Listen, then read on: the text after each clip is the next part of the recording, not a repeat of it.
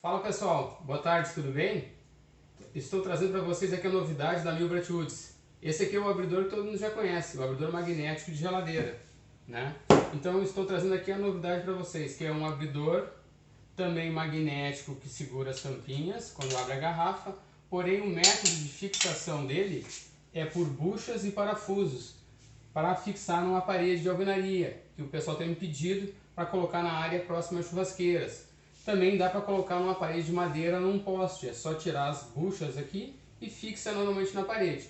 Ele é exatamente a mesma imagem que você tem num abridor magnético de geladeira, porém fixação na parede. E o que acontece? Com essa modificação que eu fiz, eu acabo tirando os ímãs que estão na parte traseira de fixação e ele ficou um abridor mais barato, ele ficou a metade do preço do magnético, é esse abridor para fixação na parede. Então o que eu vou fazer no lançamento agora?